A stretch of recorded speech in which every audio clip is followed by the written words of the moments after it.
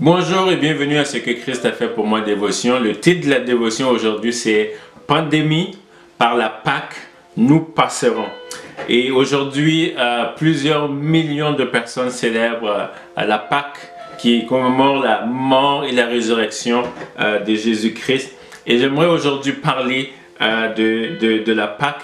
Et notre texte se trouve dans Exode, le chapitre 12 à partir du verset 11. Et c'est la première fois où on parle de Pâques, et plusieurs qui lisent la Bible connaissent le contexte. C'est le peuple d'Israël qui se trouve pendant 430 ans en esclavage dans le pays d'Égypte, et Dieu choisit un homme du nom de Moïse pour les libérer. Et Moïse va voir le roi de l'Égypte en ce moment-là pour le demander de laisser aller le peuple. Celui-là refuse, et par la main puissante, il y a 10 plaies, 10 jugements qui sont envoyés contre le pays d'Égypte en ce moment-là. Et la dernière plaie, le dernier jugement, c'était que les enfants, les premiers-nés et les bêtes qui sont dans ce pays-là vont mourir. Et on demandera aux enfants d'Israël de mettre du sang sur les poteaux et les linteaux des portes, parce que quand l'ange de la mort va passer, il va voir le sang et il va passer outre. On va leur demander de tuer des agneaux, de préparer,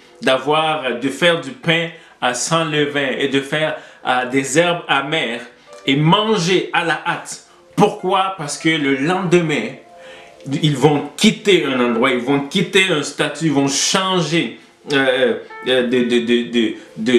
condition. Ils vont quitter une condition d'esclavage pour arriver à une condition de liberté. Ils vont traverser la mer Rouge pour arriver à la terre promise. Ils vont quitter une condition de crise pour arriver dans une condition de conquête. Ils vont quitter une condition si on veut dire, si c'était la pandémie aujourd'hui, mais dans un endroit de paix, de liberté. Et c'est ce que veut dire Pâques. Pâques veut dire passer au-dessus, mais Pâques veut dire aussi passage. Ils vont passer. Et c'est ça que le premier mot du mot, la première lettre du mot Pâques veut dire P, veut dire passage.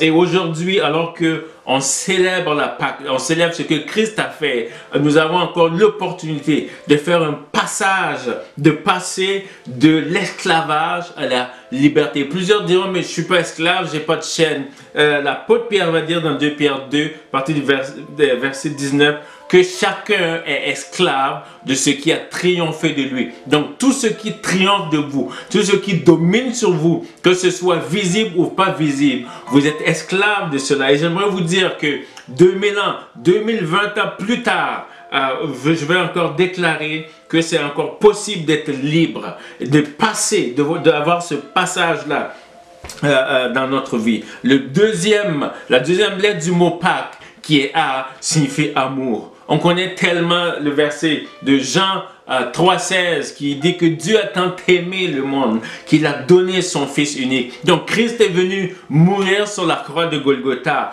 par amour. Dieu voulait nous réconcilier avec lui. Dieu voulait nous ramener à lui. Et si vous voulez si vous voulez savoir quel est le signe ultime de l'amour de Dieu, il faudra regarder à la croix. Et la Bible va dire qu'il n'y a pas de plus grand amour que de donner sa vie pour ses amis. Et c'est ce que Pâques signifie, l'amour de Dieu manifesté au travers de son Fils Jésus-Christ. Alors, on arrive au mot Q de Pâques, la lettre Q, et c'est une question pour moi.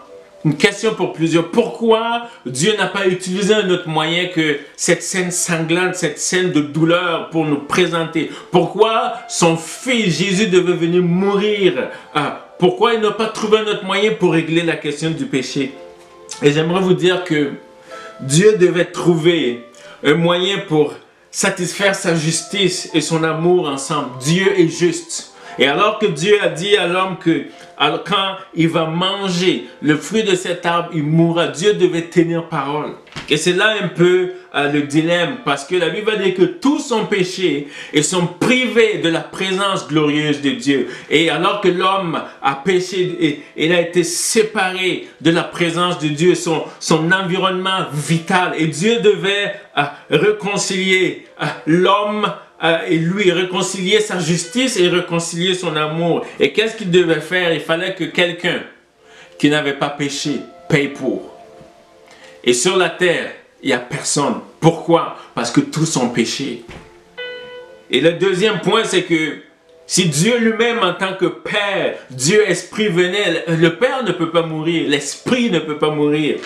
Pourquoi? Et c'est alors que Dieu va se faire chair. Dieu va prendre la chair humaine sous le nom de Jésus pour venir sur la croix, pour mourir. Alors la question c'est pourquoi Christ a dû mourir? Mais alors oui, pour satisfaire l'amour et la justice de Dieu. Et c'est ce que la croix nous révèle encore aujourd'hui. Et le U de Pâques signifie unité. Pourquoi unité? Parce que quand l'homme a péché, il y a eu ce clash-là, cette division, cette séparation avec Dieu. Et Dieu voulait venir réconcilier cela. Et si je prends l'exemple de la croix, quand on voit la croix comme ça, on voit la partie verticale de la croix. Dieu voulait réconcilier lui et l'homme pour qu'il y ait unité encore de nouveau. Et là, le bois vertical de la croix signifie une réconciliation entre les hommes, une réconciliation horizontale. Il pouvait encore avoir par la croix l'unité entre couples, l'unité entre familles, l'unité entre nations, entre pays. Et c'est ce que la Pâque signifie pour nous aujourd'hui. Et le E de Pâque signifie éternité.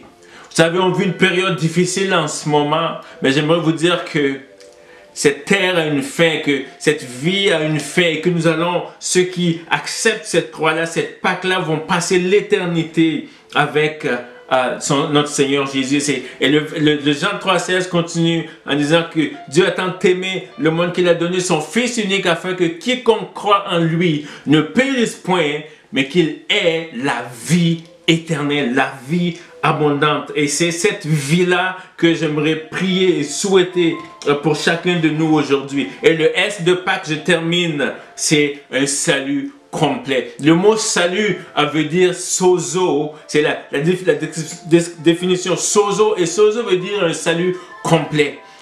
Jésus ne peut seulement venir mourir à la croix pour que nous soyons sauvés, pour que nous puissions vivre à l'éternité avec lui, mais le mot salut, c'est un mot complet, qui veut dire salut, qui veut dire guérison, qui veut dire restauration, veut dire prospérité, veut dire, c'est un mot en entier. Et je veux prier aujourd'hui, quand cette Pâque, alors qu'il y a les difficultés, qu'on puisse saisir la signification de ce mot, de ce salut qui est complet, que plusieurs soient guéris, que plusieurs soient libérés, que plusieurs soient restaurés, que des familles en entier soient complètement restaurées, que des gens qui sont à l'hôpital reçoivent la touche de Dieu. Et j'aimerais simplement terminer en priant.